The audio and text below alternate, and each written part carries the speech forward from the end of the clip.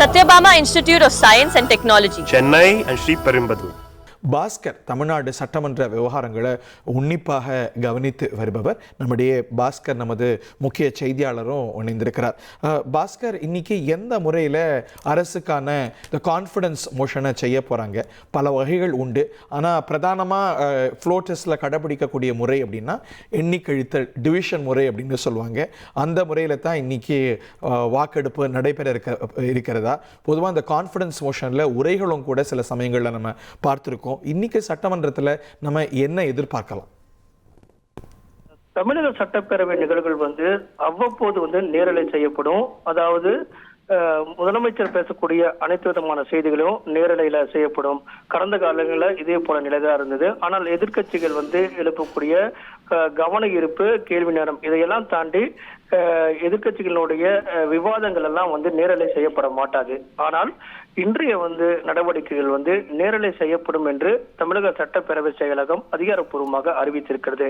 இதன் காரணமாக 9:30 மணிக்கு தமிழக சட்டப்பேரவை கூட்டத்தொடர் தொடங்கியதுமே இந்த நம்பிக்கை கோரும் தீர்மானம் அரசினர் தீர்மானமாக தமிழக முதலமைச்சர் விஜய் அவர்கள் முன்மொழிவார். இந்த தீர்மானத்திலிருந்து 9:30 மணி அளவிலிருந்து நேரலை செய்யப்படும் என்று அறிவிக்கப்பட்டிருக்கிறது. இதன் காரணமாக தமிழக சட்டப்பேரவை நடவடிக்கைகள்ல நேரலையாக காணக்கூடிய வாய்ப்பு உருவாகி இருக்கிறது. இது ஒரு புறம் இருக்க, நம்பிக்கை கோரும் தீர்மானத்துல தமிழக முதலமைச்சர் விஜய் அவர்கள் தீர்மானத்தை முன்மொழிந்து உரை நிகழ்த்துவார். காரணம் என்னவென்றால், இந்த அரசு ஏன் தொடர வேண்டும்? தமிழக முதலமைச்சர் விஜய் தலைமையிலான அமைச்சரவை நம்பிக்கை கோரும் தீர்மானத்தை முன்வைத்து அதற்கான காரணங்களை முன்வைக்கிறது. இந்த வகையில் பார்க்கும்போது எதிர்கட்சிகள் இந்த விவகாரத்துல குரல் வாக்கெடுப்புகள் மூலமாக இந்த நம்பிக்கை கோரும் தீர்மானம் அடுத்த கட்டத்துக்கு செல்கிறதா அல்லது எண்ணிக்கணிக்கும் முறை டிவிஷன் முறையில செல்கிறதா அப்படிங்கிறது கேள்வியாக எழுந்திருக்கிறது.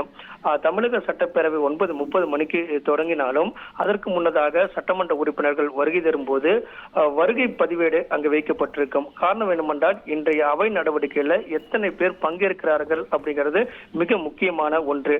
அந்த வகையில் பார்க்கும்போது சட்டமன்ற உறுப்பினருடைய வருகை எல்லாம் வருகை பதிவேட்டில் குறித்துக் கொள்வார்கள். முதல் கட்டமாக அதை குறித்து அதற்கான அனைத்து விதமான தகவல்களும் எடுத்துக் கொள்ளப்படும் பட்சத்தில் நம்பிக்கை கோரும் தீர்மானத்திற்கான விவாதம், அந்த தீர்மானத்தில் தமிழக முதலமைச்சர் உரை என்று தொடங்கியதற்கு பிறகு அவை நடவடிக்கைகள் தொடர்ந்து மேற்கொள்ளப்பட்டு வரும். அந்த வகையில பார்க்கும்போது எதிர்கட்சிகள் சார்பாக என்ன கோரிக்கைகள் முன்வைக்கப்படுகிறது அப்படிங்கிறத பொறுத்துதான் இந்த நம்பிக்கை கோரும் தீர்மானம் வெற்றியில முடிகிறதா தோல்வியில முடிகிறதா அப்படிங்கிறது தெரியும். காரணம் என்னவென்றால், அவையில பங்கேற்றிருக்கக்கூடிய உறுப்பினர்களுடைய அடிப்படையாக கொண்டுதான் இந்த குரல் வாக்கெடுப்பு மூலமோ அல்லது எண்ணிக்கணிக்கும் முறையில் மூலமாகவோ சபாநாயகர் தீர்ப்பு சொல்லக்கூடிய நிலை ஏற்படும் போது நேயர்களுக்கு அது விளக்கணும் அப்படின்னா, குரல் வாக்கெடுப்பு என்றால் சபாநாயகர் வழக்கமா லெஜிஸ்லேச்சர்ஸ் எல்லாம் பாஸ் பண்ணும் போது எடுக்கக்கூடிய நடவடிக்கை. ஏற்போர் ஆமன்க, அரசு நம்பிக்கை கோரும் தீர்மானத்தை கோரி இருக்கிறது, ஏற்போர் ஆமன்க அப்படிங்கும் போது ஆம் என்று நிறைய பேர் கத்துவாங்க, இல்லை என்றால் இல்லைன்னு கோஷம் போடுவாங்க. ஏற்போர் அதிகம் அப்படின்னு அவர் பொருள்படும் பொழுது ஏற்போர் அதிகம் தீர்மானம் நிறைவேறியது அப்படின்னு குரல் வாக்கெடுப்பில் செய்வாங்க. இந்த டிவிஷன் முறை அப்படிங்கிறத தான் நம்ம கடந்த காலங்களில் பார்த்துருக்கோம். இதுதான் பிரச்சனை இல்லாமல் இந்த எண்ணிக்கையை நிறுவக்கூடிய ஒரு விஷயம். ஏன்னா அந்த குரல் வாக்கெடுப்பு பல சமயங்களில் சர்ச்சைக்கு உள்ளாகி இருக்கிறது, எஸ்பெஷலி இது போன்ற மோஷன்ஸில். இந்த எண்ணிக்கழிக்கும் முறையில் எப்படி, இந்த டிவிஷன் முறையில் எப்படி இந்த வாக்கெடுப்பை செய்வாங்க? தமிழக சட்டப்பேரவை 6 டிவிஷனாக பிரிக்கப்பட்டிருக்கிறது. ஆளும் கட்சிக்கு ஆதரவான சட்டமன்ற உறுப்பினர்கள் அப்படிங்கிற அடிப்படையில் அவர்கள் எல்லாம் ஒரு புறம் இருப்பார்கள். எதிர்கட்சி சட்டமன்ற உறுப்பினர்கள் எல்லாம் 3 பிரிவாக அவர்கள் எல்லாம் இருப்பார்கள். இதன் காரணமாக 6 பிரிவுகளில் தமிழக சட்டப்பேரவையுடைய அமர்வுகள் இருக்கும். சட்டமன்ற உறுப்பினர்கள் ஒவ்வொரு டிவிஷன்லையும் அமர்ந்திருப்பார்கள். 234 என்ற அடிப்படையில் சட்டமன்ற உறுப்பினர்களுடைய மொத்த உறுப்பினர்களுடைய எண்ணிக்கைக்கு ஏற்பதான் அந்த இருக்கைகள் எல்லாம் போடப்பட்டிருக்கிறது.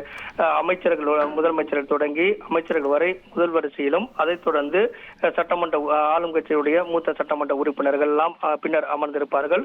அதற்கு பிறகு ஆளும் கட்சியுடைய சட்டமன்ற உறுப்பினர்களுடைய சட்டமன்ற குழு தலைவர்கள், கட்சி தலைவர்கள் எல்லாம் அவர்களும் முன் வரிசையில் அமர்ந்திருக்கக்கூடிய காட்சியில் நம்ம பார்த்திருப்போம்.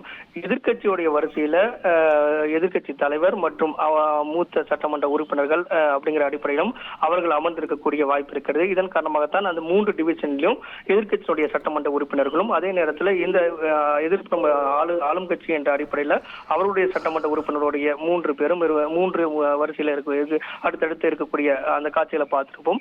அது மட்டும் இல்லாமல் மற்ற சட்டமன்ற உறுப்பினர்களும் அனைத்தும் உள்ளடக்கியத்தான் அந்த சட்டமன்றத்தினுடைய அமர்வுகள் இருக்கும்.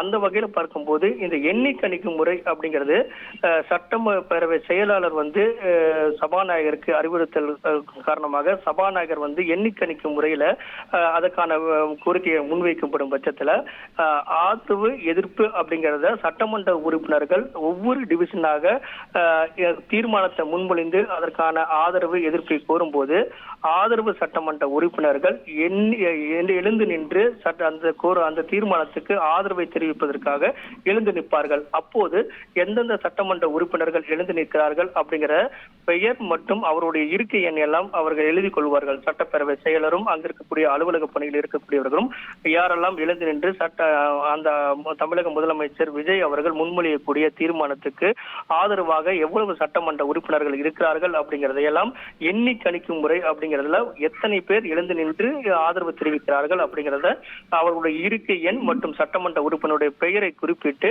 அதை வந்து அவங்க கணக்கீடு செய்து கொள்வார்கள். எதிர்ப்பு தெரிவிக்கக்கூடியவர்களுக்கு அதற்கு பிறகு அவர்கள் கோரும்படும் பட்சத்தில் அவர் அமர்ந்திருக்கிறார்கள் அப்படிங்கிற அடிப்படையில் அவர்களுடைய பெயரும் அவருடைய இருக்கையுடைய எண்ணும் குறித்துக் கொள்வார்கள்.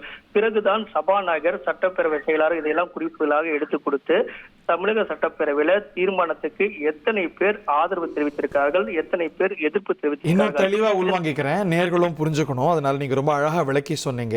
சட்டமன்ற பேரவை 233 உறுப்பினர்களை தற்போது கொண்டிருக்கிறது. ஸோ இந்த 233 உறுப்பினர்கள் அப்படின்னா அதை 6 டிவிஷனா 6 பிரிவா பிரித்து ஒவ்வொரு பிரிவிலையும் எதிர்ப்பு எவ்வளவு ஆதரவு எவ்வளவு அப்படின்னு கணித்து அதை எல்லாத்தையும் ஒன்னா கூட்டி ஆதரவு இவ்வளவு எதிர்ப்பு இவ்வளவு ஆதரவு அதிகம் அதனால இந்த தீர்மானம் வென்றது அப்படின்னு அறிவிப்பாங்க. இது வந்து எண்ணி கணிக்கும் முறை. இப்படித்தான் நிறைய ஃப்ளோர் டெஸ்ட் நடந்திருக்கிறத பார்க்கின்றோம். ஆனால் பாஸ்கர், நம்ம நாடாளுமன்றத்திலலாம் பார்த்திருக்கோம் எலக்ட்ரானிக் ஓட்டிங் இருக்கிறது. அவங்க வந்து பொத்தான அமுத்தினாலே அது வந்து பதிவாகும், ஆதரவாகவோ எதிராகவோ. தமிழ்நாடு சட்டமன்றத்தை பொறுத்த வரைக்கும் இந்த டிஜிட்டல் ஓட்டிங் இருக்கா இல்லை இந்த ஃப்ளோர் டெஸ்ட்ல டிஜிட்டல் ஓட்டிங் இருக்குமானால் கடைபிடிக்கப்படும்? ஆனால் நாடாளுமன்றத்தில் இருக்கு, தமிழ்நாடு சட்டமன்றத்தில் இருக்கா? தமிழக சட்டப்பேரவை காகிதம் இல்லாத சட்டப்பேரவையாக டிஜிட்டல் முறையில அப்கிரேட் ஆயிருக்கிறது. ஆனால் வந்து தொடுதிரையில பட்ஜெட்டோடைய உரைகள், கேள்வி நேரத்தினுடைய சட்டமன்ற உறுப்பினர்கள் எழுப்பும் கேள்வி, அதற்கான அமைச்சர்களுடைய பதில் எல்லாம் வந்து முன்கூட்டியே திட்டமிட்டு இதை டிஜிட்டலைஸ் பண்ணுவாங்க. இதன் காரணமாக அதை எளிதாக தெரிந்து கொள்வதற்குண்டான வாய்ப்புகள் உருவாகிக்கிறது.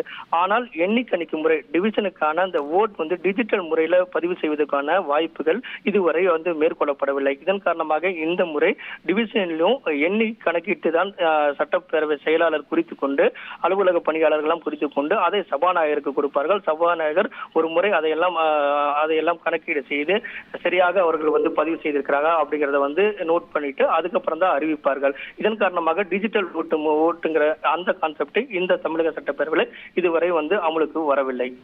Satyabama Institute of Science and Technology, Chennai and Sri Perumbudur.